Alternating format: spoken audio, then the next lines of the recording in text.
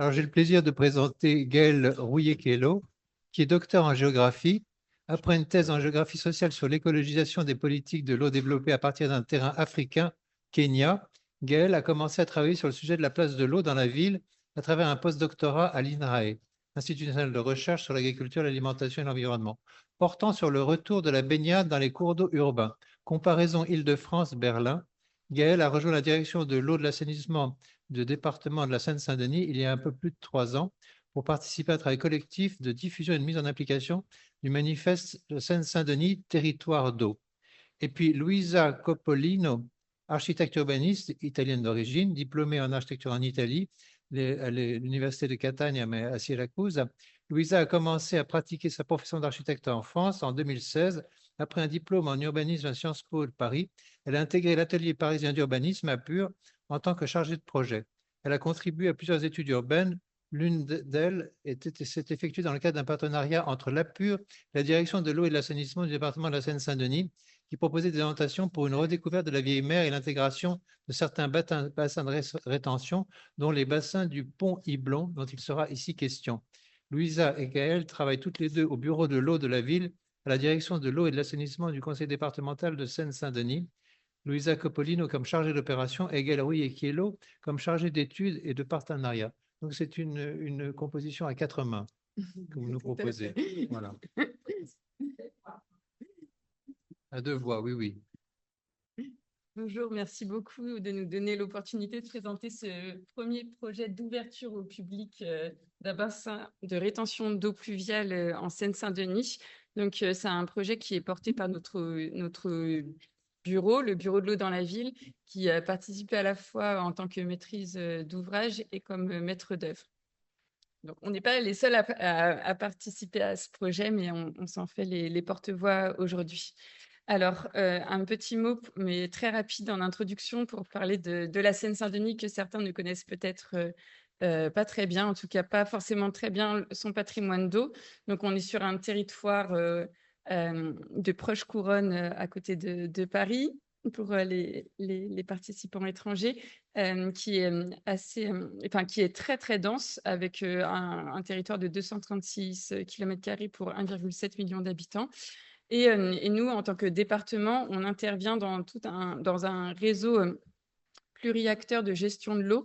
On trouve à la base de ce réseau les intercommunalités qui s'occupent de réceptionner les eaux pluviales, les eaux usées. Nous, on les achemine dans des collecteurs et le SIAP, le syndicat interdépartemental de l'agglomération parisienne, s'occupe de traiter ces eaux. Voilà. Et donc, en Seine-Saint-Denis, on a un réseau qui est très dense. Je vous montrerai une carte juste après. Ça, c'est lié à l'industrie, enfin, à l'urbanisation très forte du territoire qui est assez récente, en fait. Là, on voit en comparant les deux cartes qui représentent par des surfaces orangées les zones urbanisées, que cette urbanisation, elle s'est faite en environ un siècle, de la fin du 19e à la seconde moitié du 20e siècle, avec la construction massive de logements, en particulier après la Seconde Guerre mondiale. Donc aujourd'hui, on a un- une occupation des sols qui a été beaucoup transformée de façon récente, et ça a une incidence sur la présence de l'eau sur le territoire. Donc là, nous, on s'intéresse à la notion de patrimoine d'eau depuis quelques temps dans notre bureau, et on essaye de s'intéresser à différents paramètres sur ce patrimoine. Donc, le patrimoine hydrologique, ici, vous voyez une carte postale ancienne de la rivière Morée, dont il sera question dans cette présentation. Il y a aussi du patrimoine hydraulique ancien qui a été remplacé par un patrimoine hydraulique plus récent, dont on vous parlera également. Et puis du patrimoine bâti qui a presque entièrement disparu, des lavoirs, des moulins. Il sera question cet après-midi aussi des châteaux d'eau euh, de, de notre territoire. Donc, comme je vous le disais, le patrimoine hydrologique, il a fortement été transformé en Seine-Saint-Denis au cours des décennies passées. Là, on voit sur cette carte l'eau de surface dans la seconde moitié du 19e siècle. Donc, il y avait encore un chevelu hydrographique assez dense, en particulier sur le nord du département. Il y avait aussi des zones marécageuses parce que la partie nord du département, elle est très plane. Voilà. Et puis, si on compare avec une carte plus récente, aujourd'hui, l'eau de surface en Seine-Saint-Denis, elle s'est extrêmement réduite. On trouve seulement quelques kilomètres de linéaire de Marne et, au sud-est du département, et puis quelques kilomètres de Seine, et puis bien sûr les deux canaux emblématiques de l'Ourcq et de Saint-Denis. Et puis, à cela, donc, non, pour le dire plus simplement, donc merci. Ah, les flèches ne marchent pas. D'accord. Ah oui, donc c'est pas facile, en effet. Donc, et cette haute surface, elle a beaucoup disparu, mais en fait, c'est tout un réseau souterrain qui s'est développé. Donc ici, vous voyez une carte du réseau à la fois intercommunal, départemental et interdépartemental c'est un ensemble de tuyaux souterrains. Rien que pour le réseau départemental, il y en a 700 km. Et puis, on a tout un réseau aussi de bassins de rétention d'eau pluviale qui se trouve en fait sur les anciens linéaires de rivières, en particulier dans le nord du département, puisque comme je vous le disais, c'est une zone très plane qui est très éloignée des exutoires que sont la Marne et la Seine, et donc qui est très exposée au risque d'inondation. Et donc, on a construit à partir des années 70 au département, donc c'est le département qui en est gestionnaire, un ensemble de bassins de rétention d'eau pluviale pour tamponner ces eaux en cas d'épisodes pluvieux intenses, en particulier l'été pendant les orages. Et donc là, en rouge, vous voyez le bassin dont on va vous parler, le bassin du Pont-Tiblon, qui a été construit pour sa part en 1984. Donc aujourd'hui, l'ensemble de ces bassins de rétention, ils permettent de stocker environ 1,5 million de mètres cubes d'eau. Voilà. Et donc le patrimoine bâti lié à l'eau, on ne va pas vous en parler aujourd'hui, mais c'était juste pour faire mention du fait qu'on a essayé de recenser aussi ce patrimoine bâti ancien qui a beaucoup disparu. Voilà, on a accueilli des stages de géomaticiens pour en faire le recensement. Donc voilà, une carte des anciennes fontaines, les anciens lavoirs, châteaux d'eau, repères de crues, etc., qui existaient auparavant en Seine-Saint-Denis et qui, pour la plupart, ont disparu.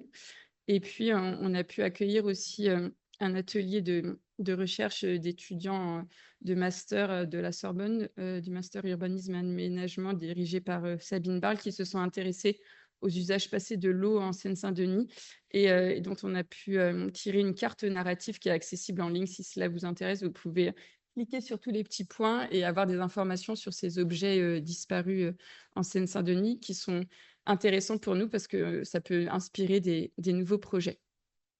Donc, plus concrètement, on cherche enfin, de façon beaucoup plus concrète, oui, voilà, et imminente, on cherche à mettre en valeur notre patrimoine hydraulique dont on est gestionnaire. Donc, ça a été particulièrement mis en branle à partir de l'adoption en 2018 du plan investissement bassin par l'exécutif départemental. Donc, ce plan investissement bassin, il a visé 4 bassins de rétention d'eau pluviale à ciel ouvert en particulier, et il vise à mieux les intégrer dans les quartiers où ils sont implantés et à les ouvrir dans la mesure du possible au public, tout en améliorant leur qualité paysagère et écologique. Et donc, ce plan ciblé sur ces bassins, il s'enrichit aussi d'une vision qui est portée au département depuis quelques années avec l'adoption du manifeste La Seine-Saint-Denis, territoire d'eau. On en a rapporté quelques exemplaires si vous souhaitez consulter ce document. Donc, ce manifeste, il fonde une nouvelle politique environnementale dédiée à l'eau en Seine-Saint-Denis. Et il se résume autour de 4 grandes ambitions qui enrichissent vraiment le projet dont on va vous parler aujourd'hui. Donc, la première ambition du manifeste, c'est de proposer aux habitants une ville singulière, un peu à rebours des politiques d'aménagement récentes parce qu'il y avait une urgence à devoir loger beaucoup de personnes aussi dans la seconde moitié du XXe siècle. Parfois, ces projets, ils ont été un peu, comment dire, de nature un peu standardisée et pas forcément très en prise avec les particularités locales. Donc pour nous, connaître le patrimoine d'eau, ça peut constituer un point d'attache pour ancrer les projets, inspirer des propositions plus originales et plus ancrées localement, par exemple en faisant référence à du patrimoine passé disparu. Et donc ça, c'est mis en valeur dans notre nouvelle doctrine d'aménagement qui propose aux porteurs de projets tout un pas à pas pour essayer de retrouver et de faire référence à ces usages passés de l'eau sur le territoire. La deuxième ambition du manifeste, c'est de changer de regard sur l'eau de pluie en ville, puisque l'eau de pluie, elle a longtemps été considérée comme un déchet à évacuer le plus rapidement possible, à mettre à distance de la population. Et nous, on porte une vision renouvelée qui veut rapprocher les habitants de l'eau et la considérer davantage comme une aménité indispensable au bien-être quotidien. On a notamment beaucoup parlé de la notion de rafraîchissement plus tôt aujourd'hui. La troisième ambition, bien sûr, c'est de soutenir les transitions du territoire. Et quand on parle de transition au département, on ne parle pas uniquement de la transition écologique. En tout cas, on la lie énormément à des enjeux sociaux. Le département de la Seine-Saint-Denis, c'est l'un des territoires les plus affectés par les inégalités environnementales. Il y a une forte superposition comment dire, oui, comment je peux le dire? Oui, donc il y a les zones qui sont les plus défavorisées socialement sont celles aussi qui bien souvent souffrent d'une carence d'accès aux espaces verts et bleus. On y reviendra. Et puis, je ne m'attarde pas là-dessus, mais la quatrième ambition du manifeste, c'est d'essayer d'inspirer avec l'eau des nouvelles propositions culturelles ou artistiques, entrepreneuriales. En Seine-Saint-Denis, on a un tissu associatif extrêmement dense et très, comment dire, qui est force de proposition sur des projets très originaux. Et donc, on essaye de valoriser les démarches artistiques qui font référence à l'eau, notamment en soutenant des associations qui participent à un grand appel à projet, l'appel à agir in Seine-Saint-Denis. Il en sera question plus tard dans l'après-midi, puisque c'est à travers cet appel à projet qu'on a pu soutenir le projet des châteaux d'eau de France, qui a fait un projet en Seine-Saint-Denis. Voilà, donc maintenant, après cette longue introduction, on va vous parler du site du Pont-Tiblon qu'on souhaite ouvrir dans quelques semaines au public. Alors, donc, à l'aide de ces cartes, on peut déjà localiser les bassins du Pont-Tiblon qui, comme a dit Gaël, étaient construits dans les années 80 sur l'ancien lit d'un cours d'eau qui était la Moret. La Moret, on la voit toujours couler à ciel ouvert en 1949 dans cette photo aérienne. Et ensuite, dans la photo d'après, donc, on voit une artificialisation importante du territoire. Donc, c'est une photo aérienne de 2024. Et en fait, avec l'arrivée de l'aéroport, de l'autoroute, ce site s'est retrouvé enclavé. Donc, il se trouve ici, là où il y a mon pointeur. Il se trouve enclavé entre plusieurs infrastructures, plusieurs sites d'activité, de logistique. Mais voilà. Et donc, juste pour vous expliquer, ça c'est une photo prise dans les années 80 depuis le bassin B1. Donc, ce bassin, il est composé de deux bassins, un bassin sec et revêtu et un bassin en eau, donc permanent, en eau permanente. On dit que c'est un bassin entier parce que ça fonctionne en vase communicant à l'aide de siphons. Il a été construit en 84 et l'emprise totale, c'est de 5,83 hectares. C'est un site fermé au public par des clôtures. On verra plus tard les mésusages, mais que finalement on a accepté. Ils ont mené plusieurs fois à les fracturer, donc il y a plusieurs personnes qui se rendent sur site, même étant un site fermé au public. Et le volume de rétention est de 50 000 mètres cubes. Juste pour vous expliquer rapidement comment elle fonctionne. Donc, en fait, on a le grand bassin en béton qui aide de délestage le collecteur de la Morée. Donc la Morée qu'on avait vue à ciel ouvert dans les photos aériennes a été canalisée en terrain sous la rue des Frères Lumière, qui longe au sud le bassin du Pont-Tiblon. Et ensuite, s'il est nécessaire, par le siphon, le niveau d'eau des bassins en eau, il est augmenté à l'aide de siphons, d'ouverture de vannes, et tout ça, c'est géré à distance par nos collègues de la direction de l'eau et de l'assainissement. Au moment où il faut vidanger les bassins, donc en fait, le branchement est rouvert vers la Morée et le B1 se vide ainsi que le B2 pour rejoindre, pour atteindre le niveau d'eau de fonctionnement par temps sec, si je dis bien les choses. Et donc, bien que ce site il soit industriel, la végétation, comme vous avez pu le voir dans la photo aérienne, elle est quand même très riche. Il y a beaucoup d'arbres, d'arbustes, de plantes aquatiques. Et dans le SDRIF, dans le plan du SDRIF, on voit que ce site se trouve quand même entre des sites importants de Natura 2000, comme le parc de la Courneuve et le parc du Saussay. Et donc, il a un rôle très important de pas japonais par rapport à ces deux grands sites. Et donc, cela n'est pas à négliger parce qu'à la petite échelle, ça peut permettre la survie quand même la survie de certaines espèces faunistiques. On a mené plusieurs études sur site qui ont conduit après à l'ouverture, à la prise de certaines mesures qui nous ont été conseillées par ces bureaux d'études. Donc, on a des études Aquabio, donc menées par Aquabio qui font le suivi de la population piscicole par l'analyse de l'ADN environnemental. Et ils ont aussi élaboré un diagnostic écologique et le suivi de la qualité de l'eau qui n'est pas très bonne parce qu'il y a beaucoup de mauvais branchements et donc en fait il y a aussi des eaux usées qui se déversent dans ces bassins.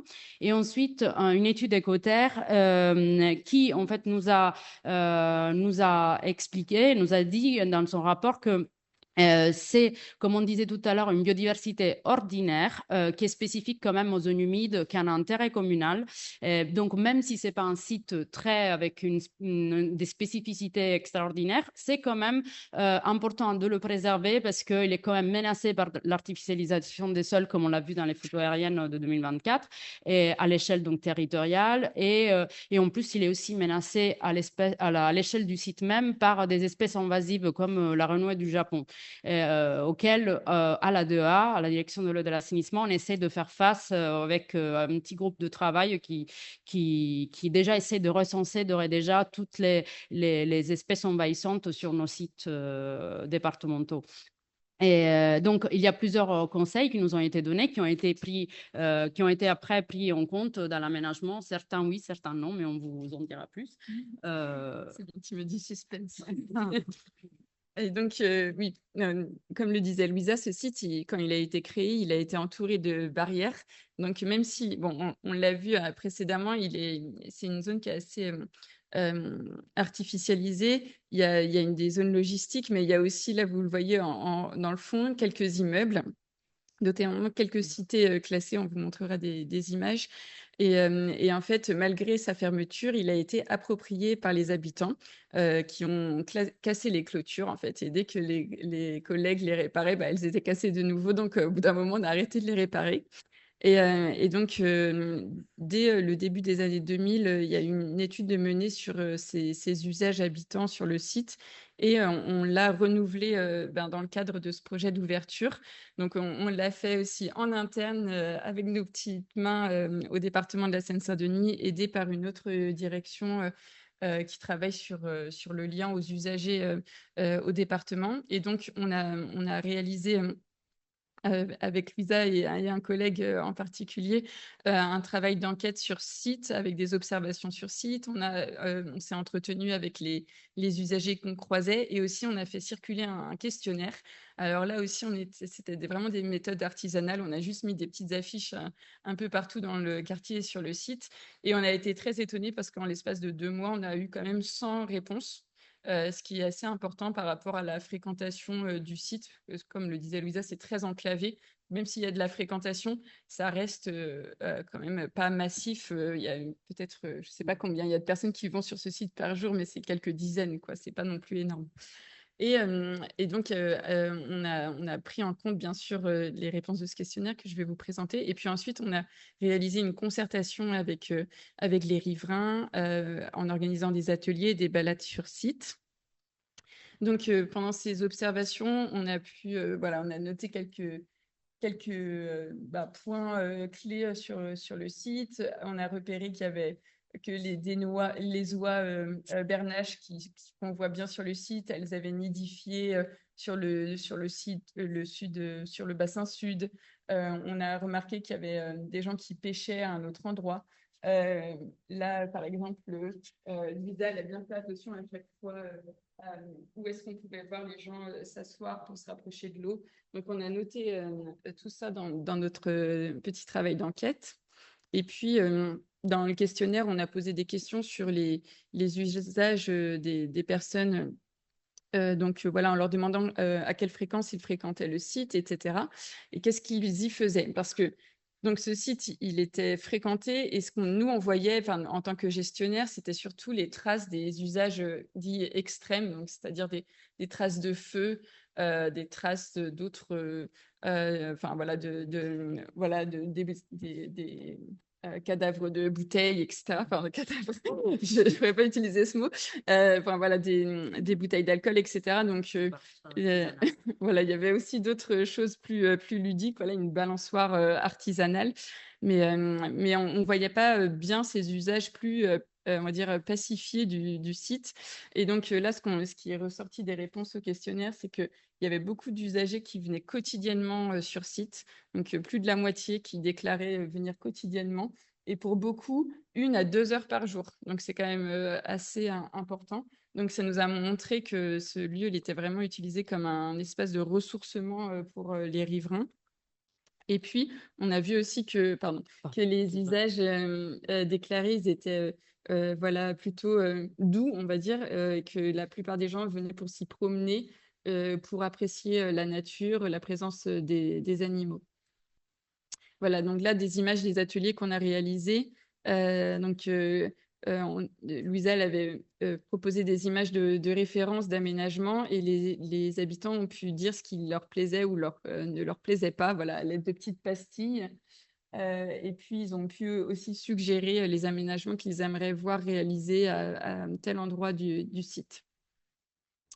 Voilà, et voilà pour ce qui nous a beaucoup étonné par rapport au questionnaire aussi, c'est les témoignages que nous ont livrés les répondants on avait laissé une case libre pour qu'ils puissent s'exprimer librement. Et donc, voilà ce que certains ont pu nous dire.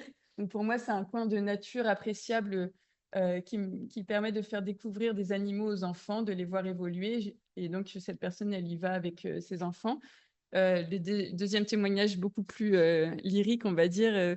Chaque jour, ce site enchanteur m'offre une évasion bienvenue. Le bassin scintillant, ourlé de sa parure de verdure, respire la quiétude. Et puis, pour un autre témoignage, une personne qui fréquente ce lieu depuis son enfance et qui y est très attachée. On a eu plusieurs témoignages en ce sens, parfois assez émouvants. Et donc, au-delà de cette étude auprès des usagers, on s'est aussi intéressé à ce que ça pouvait représenter à l'échelle communale d'ouvrir ce site. Donc, je ne sais pas si vous connaissez cet outil qui est développé par l'Institut Paris Région, Cartovise. Ça permet de qualifier la carence en espace vert d'une commune, d'une zone. Et donc, le Blanc-Ménil, la commune où se trouve notre site, qui est aussi à proximité de Dugny et de Bonneuil-en-France, dans le Val d'Oise, est une commune qui est considérée comme étant carencée en espace vert. Et si on zoome sur la partie nord de la commune, sachant que ce quartier est très enclavé, eh bien, on est plutôt sur un espace très carencé en espace vert. Et donc, cet élément, il nous a permis de déposer un dossier de subvention auprès du plan vert porté par Île-de-France Nature Et donc, notre projet il est considéré comme de la création d'espaces verts en zone carencée. Et à ce titre, on a eu une subvention qui correspond quand même je n'ai pas calculé, mais c'est un tiers du coût d'investissement à peu près, un petit peu moins d'un tiers du coût d'investissement du projet. Voilà, et donc l'étudiant en géomatique qu'on a accueilli au bureau, il nous a fait une étude aussi de la zone d'attractivité du site à l'aide d'un isochrone. Voilà, il a pu déterminer quels étaient les habitants qui étaient susceptibles de venir fréquenter ce site en prenant en compte des effets de coupure urbaine, etc. Et donc, il a pu déterminer que cette zone correspondait à une distance à pied de 15 minutes pour venir sur le site. Et puis, à partir de... Oui. Ah oui, pardon. Et à partir de... Pardon, j'arrête de me lever du coup. Et à partir de ces éléments, de ce zonage, il a pu comment dire, qualifier un peu les paramètres socio-économiques qui qualifiaient la...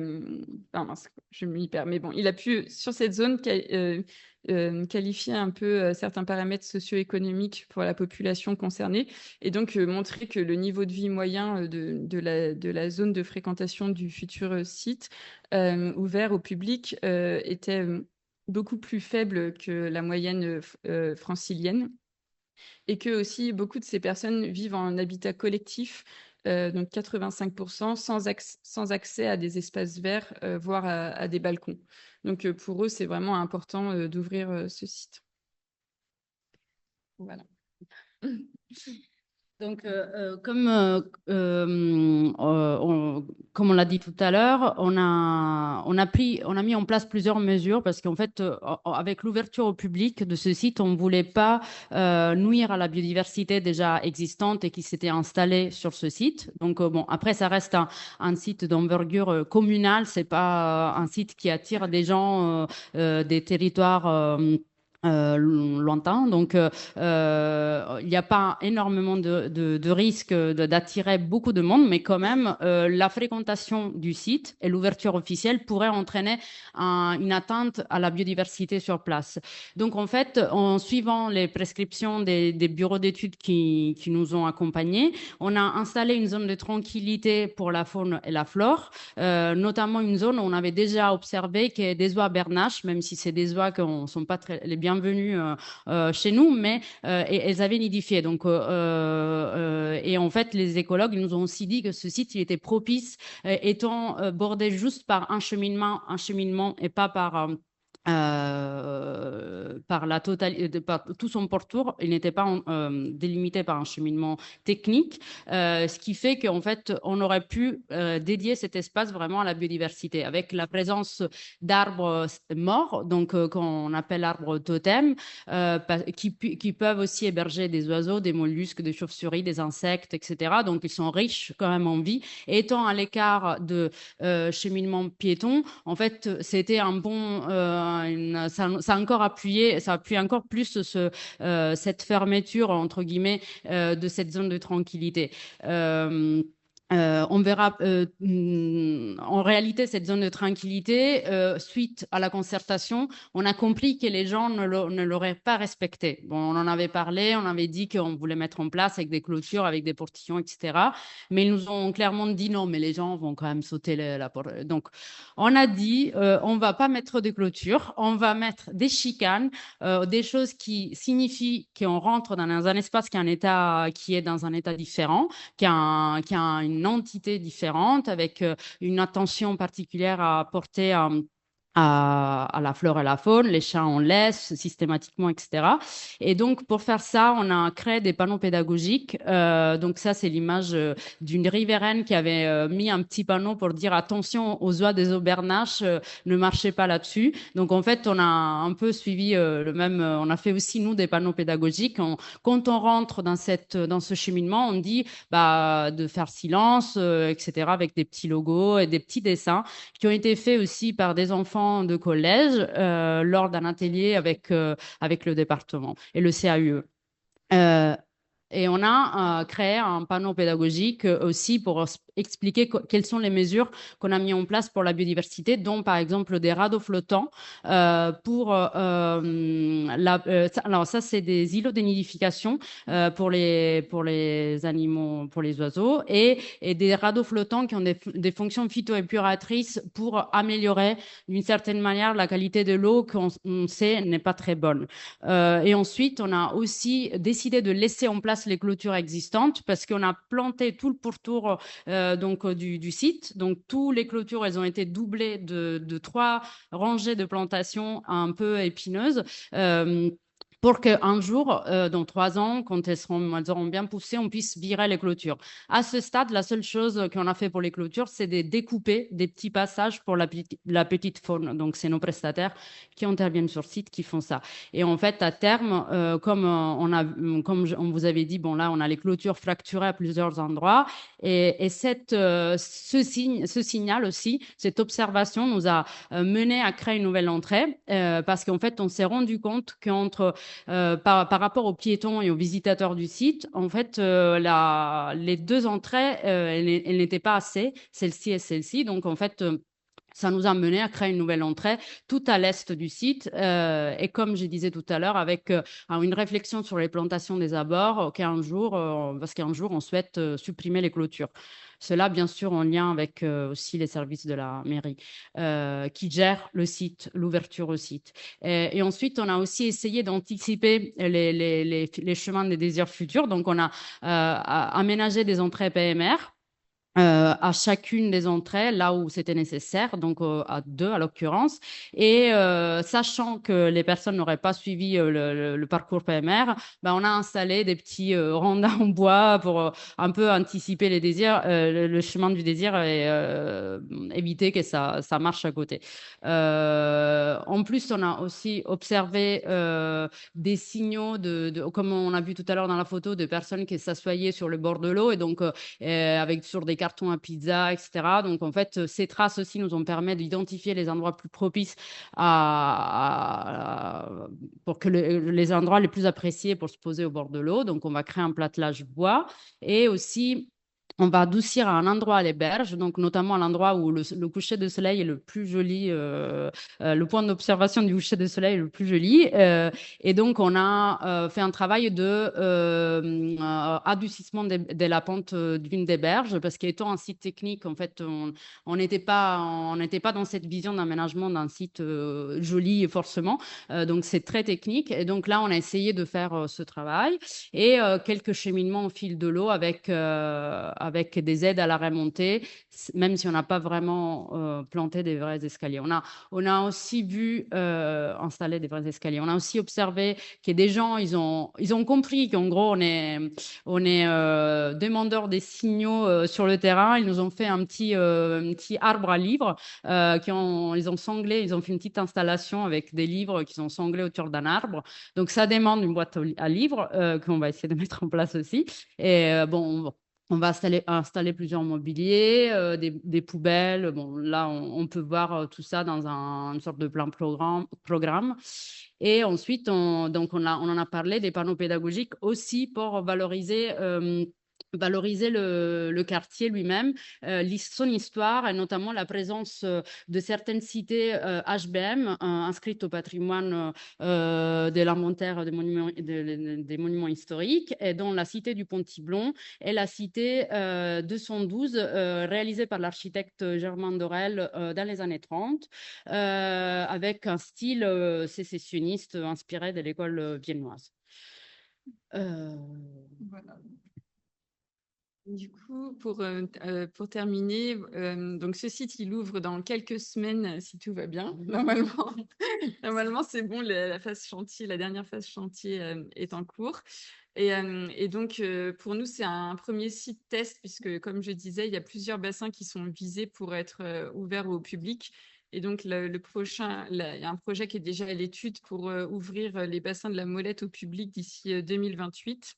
Donc, on va essayer de suivre vraiment de façon fine l'appropriation de ces aménagements par les usagers. Et on va accueillir aussi, elle arrive dans une semaine, une stagiaire en anthropologie de la nature qui va mener des entretiens et puis faire des observations sur site auprès des usagers une fois le site ouvert cet été. Et puis, il y aura ce qu'on espère aussi, c'est que les abords de ce site, ils sont très, comment dire, délaissés. Il y a énormément de déchets. Les riverains, ils vivent très mal la faible, comment dire, le faible entretien de la voie de desserte qui longe le site. Et donc, notre espoir, c'est que la mairie, elle réhabilite cette ruche et notamment qu'elle puisse faire référence à la rivière Morée qui s'écoule sous la rue des Frères Lumière. Donc, on va essayer de les influencer. Au bureau de l'eau dans la ville, on fait beaucoup d'accompagnement à la maîtrise d'ouvrage auprès des porteurs de projets publics ou privés, notamment des mairies. Et donc, on va essayer d'encourager qu'ils gèrent les eaux pluviales de façon vertueuse et qu'ils puissent faire référence aussi à la rivière Morée. Voilà, merci beaucoup.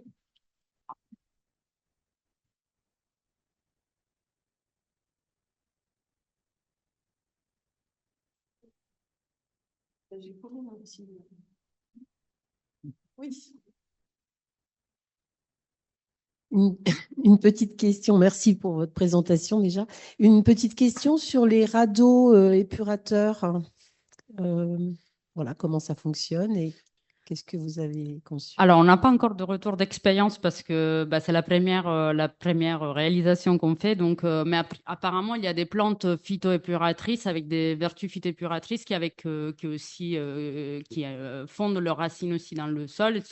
Elles sont, lestées au sol à l'aide d'une chaîne et d'un poids et sont installées donc par bateau et a priori devraient contribuer c'est comme des plantes phytorémédiatrices dans un bassin de phytoépuration. Je ne sais pas, en effet, en fait, on a eu un peu la réflexion en interne. On s'est dit, seulement en avoir installé 3 pour autant de quantité d'eau, de mètres cubes d'eau, c'est quand même un peu juste. Mais on a dit, on fait un test, on voit, comme on disait, c'est un site expérimental, donc on attend beaucoup aussi des retours d'expérience et c'est un site qui n'est pas fini. Dans 2-3 ans, on espère pouvoir enlever les clôtures. Donc, et on fera aussi un suivi de la qualité de l'eau avec le bureau d'études qui peut-être le même qui nous a suivis jusqu'à présent. Donc, en gros, c'est des plantes flottantes dans l'eau sur une plateforme en bois. Et à peu près quelle superficie pour... Et là, on avait fait, c'est environ 6 mètres carrés. C'est pas énorme, en fait. Ok, merci. C'est rien. Oui.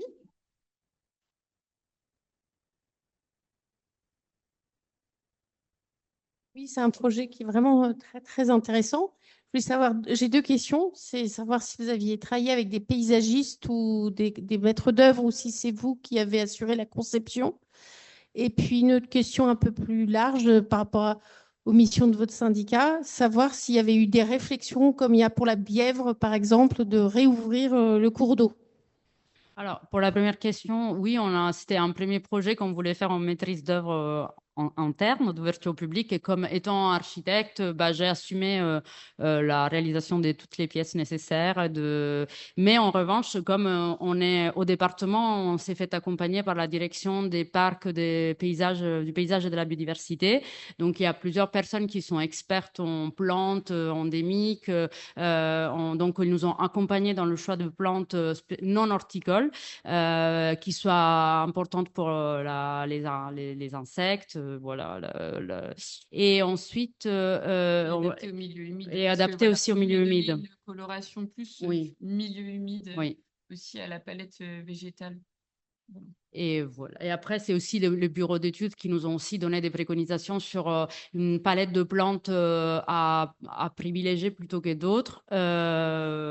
Donc, voilà. Par rapport à la Morée. Oui, alors, du coup, nous, on n'est pas un syndicat de rivière. au département, on a plusieurs projets. Alors, on s'intéresse bien sûr à la réouverture des cours d'eau. Vous savez qu'il y a la métropole du Grand Paris qui a fait toute une étude sur les potentiels de redécouverte des cours d'eau. Malheureusement, en Seine-Saint-Denis, le potentiel, il est très faible. Et là, depuis plusieurs dizaines d'années, le sujet d'attention principal sur ce volet, c'est la Vieille Mer, qui est une rivière qui s'écoule plus à l'ouest de la zone là qu'on vous a présentée, et notamment qui s'écoule à travers le parc départemental de la Courneuve. Et donc, il y a un projet de mise à ciel ouvert de cette rivière, mais c'est très compliqué. En partie. À la fois d'un point de vue technique, parce que le débit n'est plus là pour cette rivière. Son existence passée, elle est pas, elle est aussi, comment dire, son linéaire, il est mal connu, ou il a été très changeant à travers. Et ensuite, les bah, siècles. l'ouverture, elle pourrait se faire que par tronçon, parce qu'il y a certains endroits, elle traverse carrément des sites très artificialisés ou des cités avec des cités, des sites donc en fait qui ont totalement effacé le passage de l'ancienne rivière. Donc il y a une réflexion sur l'ouverture par tronçon de la vieille mer au département. Pas pour la Morée, parce que ça reste quand même un collecteur d'eau pluviale, donc avec beaucoup aussi d'eau.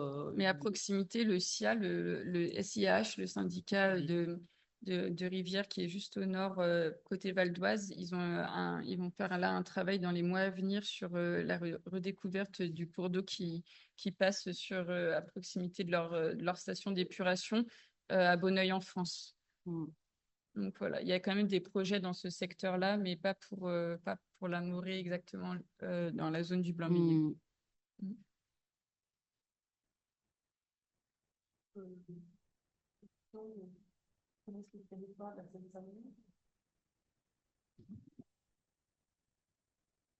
Non, t'en as vu, Antoine?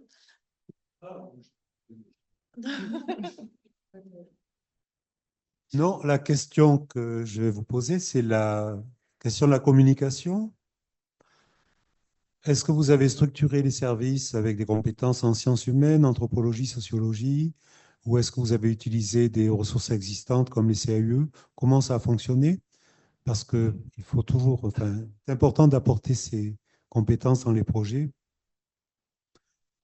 Vous avez travaillé sur des cartes mentales, bon, on a des ateliers, je sais pas. En fait, c'est un sujet qui est quel investissement ça, c'est le sport de service qui a une part d'investissement là-dedans. Donc, Après, bon, on a quand même chacune nos compétences et on a déjà fait des expériences. C'est nous, on l'a fait en interne avec, comme disait Gaël, un collègue qui est spécialisé aussi dans tout ce qui est lien avec les usagers. Après, bon, dans mon parcours d'architecte et urbaniste, j'ai pu faire avoir des formations en concertation et donc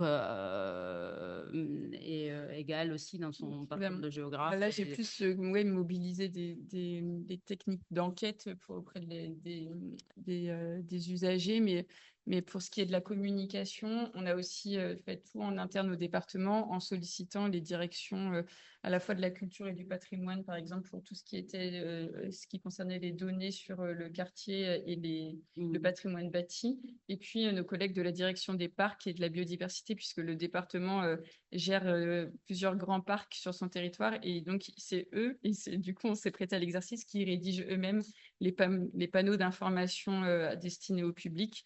Et donc nous, on a aussi un bureau de la communication en interne, et donc on a fait des propositions de rédaction des panneaux relus par nos collègues de la direction des parcs ou de la culture, et puis après reformulés de façon plus vulgarisée par les collègues spécialistes de communication. Mais on a tout fait en interne au département. Oui. Non, je voulais vous féliciter parce que je trouve que c'est assez remarquable. Justement, on sent cet éventail de compétences qui ont été réunies. Est-ce que ça va faire des petits sur d'autres micro-sites comme ça? Oui, Gaëlle, elle a un peu anticipé. En effet, le plan investissement bassin prévoit l'ouverture au public de 4 bassins à ciel ouvert. Donc, un qui se situe à Coubron, l'autre dans le parc Georges Valbon, les Brouillards. Donc, c'est un ouvrage qui appartient au SIAP, mais dont nous, on est gestionnaire. Et le site le plus faisable à terme, disons, à un horizon pas lointain, c'est la Molette, donc c'est un bassin de rétention d'eau qui se situe au sud du parc de la Courneuve et sur l'ancien cours d'eau de la Molette. Donc, on est déjà en phase pro, disons, sur ce site-là. Mais là, pour le coup, on a commandité des paysagistes, un bureau en hydrologie urbaine parce que c'est quand même beaucoup de boulot pour nous. Pour Petit-Blon, c'est un petit site, il n'y avait pas non plus des travaux énormes. Là, le projet, il rentre pile, l'investissement, il rentre pile dans une enveloppe d'1 million d'euros.